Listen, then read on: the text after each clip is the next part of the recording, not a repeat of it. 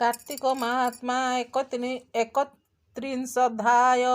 विष्णुर महिमा अनेक कहती सुत पौराणिक शुण सकल मुनिगणे गोविंद आज्ञा परिमाणे मिली सकल ब्रह्म ऋषि वरुण पुरे दूत पेशी ज्येष्ठा कन्या को अणाइले विवाह मंडपे उभा कले अनेक लोक मिलित ही कन्या को देखुछंती रही स्वभावी अलक्ष्मी ता नाम रूप ता विपरीत कर्म पृथु शरीर वृद्धा जन विशाल हृद कटी क्षण पिंगल केश लंबा वन रकत नेत्र दिग्गानन दीपाख चुली मध्ये झिंका पराए दिशई नासिका अति उषार बेनिपाटी श्रवण परिजन्ते घोटी हरित वर्ण दंत पंती दिशई भयंकर मूर्ति जीवा खड़ग प्राय जाणी ओष्ट उन्नत खर बाणी दीर्घचरण क्षुद्र कर अंगे से वस्त्र अलंकार किछि न दिशे ताकू शोभा बकरी प्राय होई उबा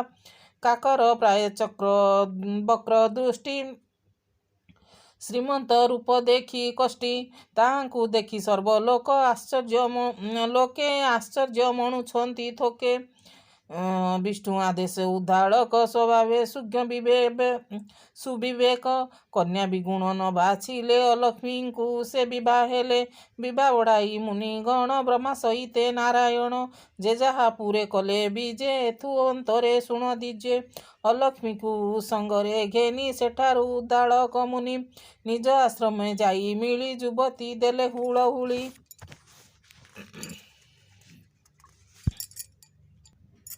मंगल विधि कले आणी ता देखी सागर दुलणी सुख न भोजी तार मने प्रवेश मुनि सन्निधाने जो शुणिला वेद ध्वनि आकुल होइला कामिनी दोहरा अग्नि धूम बास विप्र नारीर धर्म त्रास अलक्ष्मी देह दुख लागे घरु बाहर हेला बेगे दांडरे उभा हेला आसी ता देखी उद्धार करुसी निज घरणी आगे मिली वचन कहती उगाड़ी किंपा तू मोर गृह छाड़ी सकल लज्जा दूर एड़ी दांडरे आसी हेलु भाए मते न दिसिला शोभा आबर कांदुअछु कोहे किय विगुण मोर गृहे देखिया कूल मोर देह केकी बोइला मते कह हेमंत पति मुखु शुणी अलक्ष्मी कहुअछि बाणी हे महाऋषि तुम्बे शुण मोठारे अछि जेते गुण ताहा कहिबी तुम्ब आगे बनाथ शुण अनुरागे मुझे वरुण राजा झियो जाबत बादे मोर प्रिय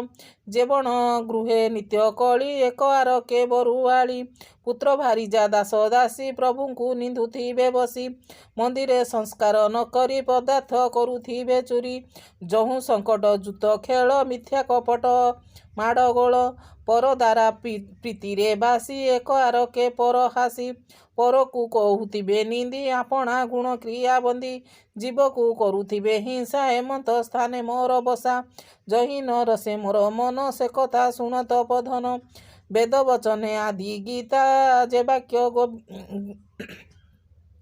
वेद वचने आदि गीता जे वाक्य गोविंद रचिता एहा मु न शुणिबी कने जे वाक्य मंगल विधाने नयने न देखई ताहा से कथा शुण मोर नाहा स्त्री पुरुष आदि करी जे जन सुंदर सुंदरी सुक्रियावंत सुधी चिते सुबेश होइथिब नित्य सुसंच पुरे थिबी रही मुताहा न पारही सही हबिष अन्न शुद्धि पात्रे जे पूर्ण तीर्थ पुण्य क्षेत्रे एते संतोष जार मन मदे हुए कंपमान गंध चंदन जाति पुष्प मुन घे नई तार बास आमिष बास जही नाई मुत ही न पारही रही तुम्ब मंदिरे घृत बास होम नल धूपत्रास मुताहा न पारई सही वेद वचने मोर देही बाते कदली प्राय कंपे गरुड़ आगे जेने सर्पे मुही होइली सेही मती देखी तुम्बर एही मती यद्यपि अछि मोर आशा कुस्थित स्थाने कर बास यद्यपि अछि मोर आस कुश्चित स्थाने कर बास हेमंत कही सिंधु जेमा पुणी कांदई अलक्षमा ए वाक्य शुणी महाऋषि चिंता सागरे गले भासी हृदरे विचारती रही एथिरे भल गति नाही जस आयुष सुत बीत क्षण के करि पारे हत ଏ ନାରୀ ଥିବ ଯାର ଘରେ ତାର ପ୍ରମାଦ ନାହିଁ ଦୂରେ ଶନିଦେ ଥିବ ସର୍ବବାଦେ ଧର୍ମ ଧ୍ୱଂସିନୀ ପ୍ରମାଦେ ଏ କୂଳ କଳଙ୍କିନୀ ସଲ ଦେ ବେଳକୁ ଉପେକ୍ଷିଲେ ଭଲ ପୁରାଣେ କହିଛନ୍ତି ମୁନି କଳ ଆସ୍ତିରି ଦୁର୍ବାଦିନୀ ସ୍ୱାମୀ କି ନିନ୍ଦି ବାନ୍ଧିପାରେ ତାହାଙ୍କୁ ନ ରଖିବ ଘରେ ଯେବେ ଯେବେ ଯେବେ ଉପରୋଧ ଭାବ ରଖି ପଶ୍ଚାତ ହୁଏ ବଡ଼ ଦୁଃଖୀ ସକଳ ଧର୍ମ ନାଶ ଯାଇ ଅନ୍ତେ ନରକ ଗତି ପାଇ ଏକଥା ଜାଣଇ ମୁଁ ଭଲେ କି ପ୍ରୟୋଜନ ହେଉଥିଲେ ସଦନେ ରଖି ନ ଯୋଗାଇ ନିର୍ଜନେ ନିର୍ବାସିବା ନେଇ ଏମନ୍ତ ପାଞ୍ଚି ମହାମୁନି ଅଲକ୍ଷଣୀଙ୍କୁ ସଙ୍ଗେ ଘେନି କେତେ ହେଁ ଦୂରେ ଦୀପାନ୍ତରେ ଜନ ଅଗମ୍ୟ ବନ ଘରେ ଅସ୍ୱସ୍ଥ ବୃକ୍ଷ ତଳେ ଯାଇ ସେ ପତି ପତ୍ନୀ ଉଭା ହୋଇ ସେଦିନ ଶନିଶ୍ଚର ବାର ଧର୍ମ ସୁମରି ମୁନିବର ଅଲକ୍ଷ୍ମୀଙ୍କୁ ଛନ୍ଦ କହି ଏଠାରେ ଥାଅ ତୁମ୍ଭେ ରହି ତୋର ସରଦା ଯହିଁ ଅବା ସେ କଥା ନିଶ୍ଚୟ କରିବା ଏବେ ତୁ ଏହିଠାରେ ରହ ମନରେ ସଂଶୟ ନ ପାଅ ଭକ୍ଷ୍ୟ ପଦାର୍ଥ ତ ନିମନ୍ତେ ଘେନି ମୁଁ ଆସଇ ତୁରିତେ ସ୍ୱାମୀ ବଚନେ ସିନ୍ଧୁ ସୁତା ମନରୁ ଦୂର କରି ଚିନ୍ତା ଅସ୍ୱସ୍ଥ ତରୁମୂଳେ ବସି ସେଠାରୁ ଉଦ୍ଦାଳ କରୁସି ନିଜ ଆଶ୍ରମେ ଯାଇ ମିଳି ମନେ ଚିନ୍ତିଲେ ବନମାଳି କହଇ ମହାଦେବ ଦାସ ଉଦ୍ଧାର କ୍ଷୀର ନିବାସ ଇତି ଶ୍ରୀ ପଦ୍ମପୁରାଣେ ଉତ୍ତରାଖଣ୍ଡେ कार्तिक महात्म्ये अलक्ष्मी वन निवासे नाम 31 कार्तिक महात्मा 32 हे मुनि जन एबे शुण लक्ष्मी कन्या कर्म गुण पिपल वृक्ष तले बसी स्वामी आगम अभिलाषी निश्चय आसबे बोली जानी 10 दिगकु चाही पुणी अनवरत देई दृष्टि न देखी मने महाकष्टी तृतीय दिन बाट चाही अति आकुले तार देई निराशे करई रोदन उल्लका प्राय घोर सन रोदन कले उच्च स्वरे शबद चतुर्दिग पुरे तरस्त सर्वलोक शुणी वैकुंठ पुरे कमलिनी शबद अनुसरी कने जानिले निज भग्नी बने विरस होई कांदुअछि गृहस्थ गला ताकू लेछि एमंत भाड़ी देवी चिते कहिले प्रभुଙ୍କ अग्रते भोनाथ शुण सावधाने मो ज्येष्ठ भग्नी घोर बने स्वामी विच्छेद कर्म दोषे सखा सदर नाही पासे अनाथ होई घोर बने कांदुअछि जे दुख मने तुम्बे ता सनिधाकू जाई आससी रख भल ठाई जेमंत न पाए कषण नहिले मोर पुरे आण एमंत कमला बचने जगत पति तोष मने तत्क्षणे गरुड़ आरोई अलक्ष्मी कन्या अछि जही सेठारे होइले प्रवेश जगत नाथ पीतवास दिव्य स्वरूप विजय करी देखि उठिले दिज्यो नारी क्रोध संभाड़ी धैर्य धरी तरुआड़े धैर्य बही तरुआड़े उबा होई प्रभुଙ୍କୁ ଦେଖି ମନେ ତୁଷ୍ଟି ବକ୍ର ବଦନେ ବକ୍ର ଦୃଷ୍ଟି ତାମନ ଜାଣି ଅନ୍ତର୍ଯାମୀ ବଚନ କହୁଛନ୍ତି ସ୍ୱାମୀ ଶ୍ରୀକୃଷ୍ଣ ବାଚ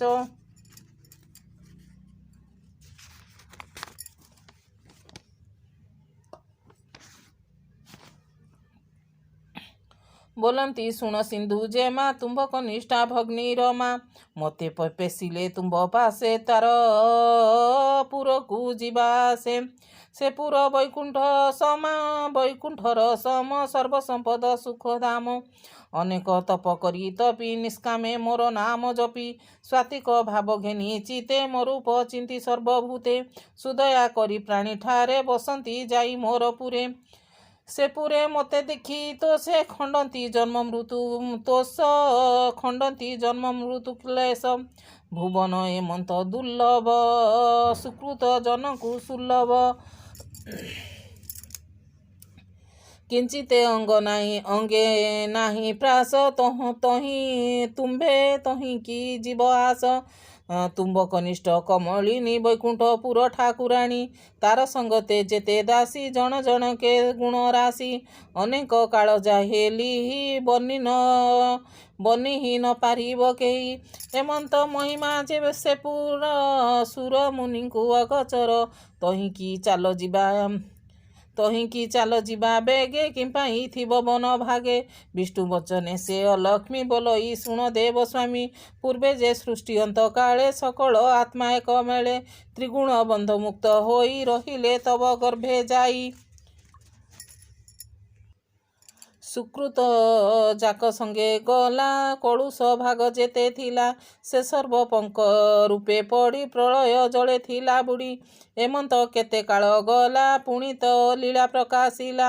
ତୋର ଯୋ ଗୁଣେ ବ୍ରହ୍ମା ଜାତ ସଞ୍ଚିଲା ଅଶେଷ ଜଗତ।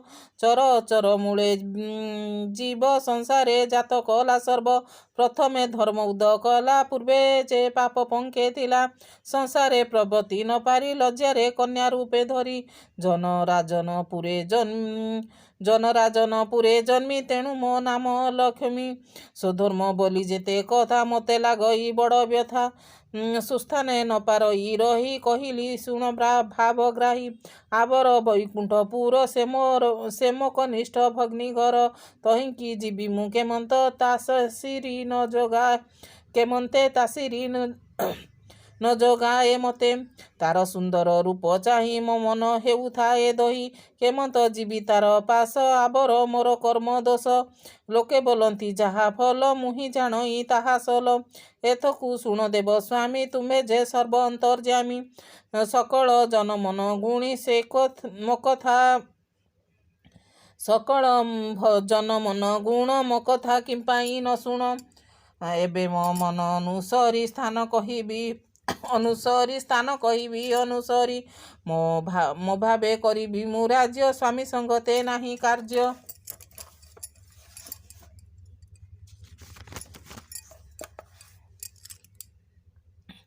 ଏ ବାକ୍ୟ ଶୁଣି ଚକ୍ରପାଣି ଯେ ଯାହା ନିଜ କର୍ମ ଜାଣି। ବୋଲନ୍ତି ଶୁଣ ଜ୍ୟେଷ୍ଠ ବାଳି ଯେ ବଣ ଘରେ ନିତ୍ୟ କଳି। ତହୁଁ ତୁ କରୁଥିବୁ ବାସ ଯେ ମିଥ୍ୟା ଭାଷିକୁ ପୁରୁଷ।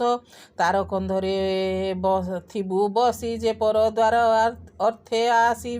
ପର ନିନ୍ଦୁକ ପର ପୀଡ଼େ ଇଷ୍ଟ ଦର୍ଶନେ ଦୁଃଖ ପଡ଼େ। ଅଙ୍ଗ ଅଶୁଚି ହୋଇଥାଇ ଯେ ଦେବ ଦର୍ଶନେ ଯାଇ। ସ୍ନାନ ବଚନେ ମୋ ଭଜନେ ଯେ ଭାଷେ ରସେ କୁବଚନେ। ଚଣ୍ଡାଳ ହେବ ସମ୍ଭାଷଣ ଯେତେ ଅପାତ୍ରେ ମହାଦାନ। ଯେ ପ୍ରୀତିହୀନ ଜନ ସଙ୍ଗେ ତୁ ବସିଥିବୁ ତାର ଅଙ୍ଗେ। ଜୁତାଦି ଖେଳ ଯେତେ ରସ ପର ସ୍ତ୍ରୀଙ୍କ ପରିହାସ। ଜାଲ ଜଳନ୍ତ ବନ ଜୁଇ ଜନ୍ତୁ ବିନାଶ ଯେତେ ଠାଇଁ। ତାହା ଯେ ଦେଖୁଥିବ ତ ସେ ତୁ ଥିବୁ ତାର କନ୍ଧ ଦେଶେ। ବଟ ସ୍ୱସ୍ଥ ବେଲ ଲିମ୍ବ ଧାତ୍ରୀ ତୁଳସୀ ଚ୍ୟୁତ ଦ୍ରୁମ। ଏ ଆଦି ଦେବ ତରୁମାନ ଯେଜନ କରିବ ଛେଦନ। ତୁ ତାର ଅଙ୍ଗେ ବସିଥିବୁ ତୋହରି ଭାବ ତାକୁ ଦେବୁ। ଯେଜନ ଧର୍ମ ଶାସ୍ତ୍ର ନିନ୍ଦି ଗୋବିପ୍ର ସୁଜନ ନ ବନ୍ଦି। ତାତ ଜନନୀ ଗୁରୁ ପାଦେ କପଟ ସ୍ନେହ ଯାର ହୃଦେ। ଏମନ୍ତ ଜନ କନ୍ଧେ ବସ ତାର ସ୍ୱୀକୃତ ଶିରି ଧ୍ୱଂସ। ଆବର ଶୁଣ ଲକ୍ଷ୍ମୀ ଯେ ନାରୀ ବିନା କାମେ ଭ୍ରମୀ। ପରେ କହଇ ଘର କଥା ସ୍ୱାମୀ ସେ ନ ପାଇ ବ୍ୟଥା। ପୁତ୍ର ଦୁହିତା ବନ୍ଧୁ ଜନେ କଳି ଭିଆନ୍ତି ଅନୁକ୍ଷଣେ।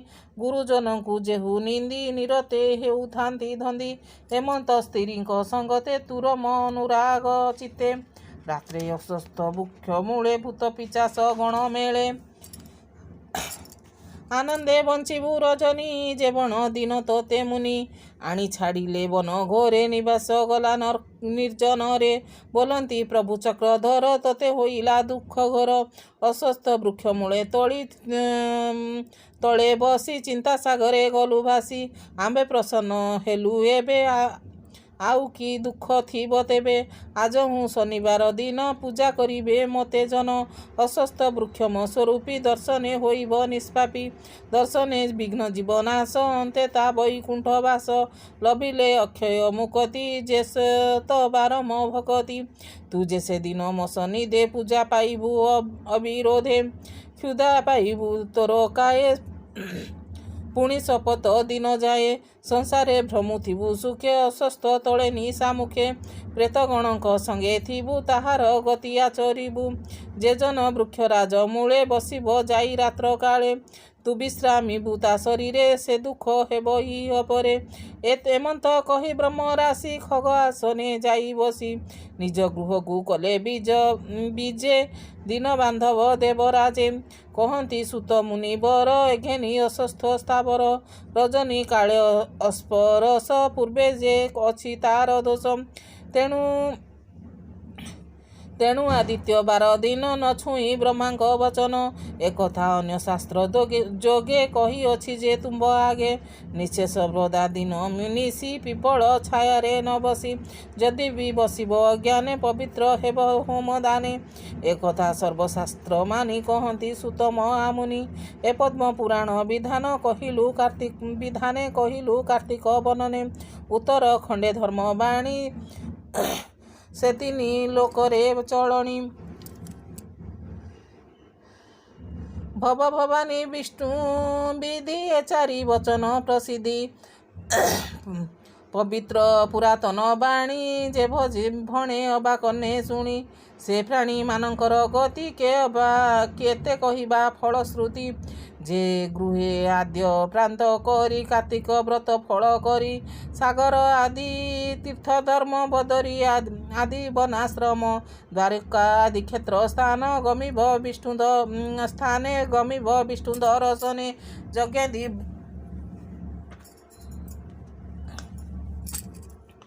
ଯଜ୍ଞାଦି ବ୍ରତ ଫଳ ଯେତେ ଯାବତ କୀର୍ତ୍ତି ଜନହିତେ। ଅଶେଷ ଦାନ ମାନ୍ୟ ଫଳ ସକଳ ଧର୍ମ କରି ଠୁଳ। ଲେଖିବ ଦ୍ୱିଗୁଣ ପ୍ରମାଣେ କି ତୁଲ୍ୟ ଶ୍ରୀ ପଦ୍ମ ପୁରାଣେ। ବିଶେଷ ବଂଶବୃଦ୍ଧି ମାନ ଉତ୍ତମ ବିଦ୍ୟା ଧନ ଜନ। କାର୍ତ୍ତିକ ମହିମା ଯେ ଶୁଣି ଶ୍ରବଣେ ସର୍ବଧର୍ମ କିଣି। ହୃଦେ ରଖିବ ଯତ୍ନ କରି ଅଶେଷ ଜନ୍ମ ପାପ ହରି। ବଢ଼ଇ ଯଶ ଆୟୁ ଧର୍ମ ଶିର ସମ୍ପଦ ଶୁଭ କର୍ମ। ବିଶେଷ ହୁଏ ଧର୍ମବାନ ଉତ୍ତମ ଜ୍ଞାନ ଧନ ଜନ। ଅବଶ୍ୟ ଲଭଇ ଏତକ କେବେ ନ ଲାଗେ ପାତକ। ନଳିନୀ ଜଳେ ଯେନେ ଆପେ ପଦ୍ମ ପୁରାଣ ତେନେ ପାପ। ନଳିନୀ ଜଳେ ଯେନେ ଆପ ପଦ୍ମ ପୁରାଣେ ତେନେ ପାପ। ଶରୀରେ ନ ପାରଇ ପିଡ଼ି ଶ୍ରବଣେ ମାତ୍ର ଯାଇ ଛାଡ଼ି। ନାନାଦି ପାପ କ୍ଳାସ ବିଧି ଦୁଷ୍କୃତ ମନ୍ଦ ଦ୍ରବ୍ୟ ବୁଦ୍ଧି। ସର୍ପ ବିଘାତ ଗ୍ରହ ଦୋଷ ରାଜା ଚୌର୍ଯ୍ୟ ରିପୁ ତ୍ରାସ। ଅଗ୍ନି ଉତ୍ତାପ ବ୍ୟାଘ୍ର ଭୟ ସର୍ବଦୂରିତ ଯାଇ କ୍ଷୟ। ଭାବନ୍ତେ ସୁଖୀ ହୋଇଥାଇ ଅନ୍ତେ ଗୋବିନ୍ଦ ପୁର ଯାଇ। ବିଷ୍ଣୁର ଅତି ପ୍ରିୟ ପଣେ ରହନ୍ତି ପାରିଷଦ ଗଣେ। କହିଲେ ସୁତ ମହାମୁନି ଶୁଣି ସନ୍ତୋଷ ସର୍ବମୁନି। ଘେନିଲେ ଧର୍ମ ଉପଦେଶ କାର୍ତ୍ତିକ ମହିମା ବିଶେଷ। ଯେ ଧର୍ମ ତ୍ରିଲୋକରେ ମନ୍ଦ ଅନେକ ଜନ୍ମ ପାପ ଖଣ୍ଡ। ବିଷ୍ଣୁର ଅତି ପ୍ରିୟ ବ୍ରତ ମହାକାର୍ତ୍ତିକ ଯଥାକୃତ। ଅଶେଷ ଜନଙ୍କ କାରଣେ ମୁନି ଯେ କହିଲେ ପୁରାଣେ। ସଂସାରେ ପ୍ରତିପାଳେ ଯେହୁ ତାହାଙ୍କ ଭାଗ୍ୟ କେ ବା କହୁ। ଅନ୍ତେ ଉତ୍ତମ ଗତି ପାଇ ବୈକୁଣ୍ଠ ପୁରେ ବସେ ଯାଇ। ସେ ଧର୍ମ ଭାଗ୍ୟ ଉପଦେଶ ବନିଲେ ମହାଦେବ ଦାସ। ଏଛାର ଯୋଗ୍ୟ ହେବ କାହିଁ କେବଳ କୃପା ଭାବ ଗ୍ରାହୀ। ତେଣୁ ଏ ଗ୍ରନ୍ଥ ପ୍ରକାଶ ସୁଜନେ ନ ଘେନିବ ଦୋଷ। ଇତି ଶ୍ରୀ ପଦ୍ମ ପୁରାଣେ ଉତ୍ତରାଖଣ୍ଡେ କାର୍ତ୍ତିକ ମାହାତ୍ମ୍ୟେ ଅଲକ୍ଷ୍ମୀ ସ୍ଥାନ ନିରୂପଣେ ଦିବ୍ୟ ଗୁଣ ଦୋଷ ବର୍ଣ୍ଣନେ ନାମ ଦ୍ୱାତ୍ରିଂଶୋଧ୍ୟାୟ।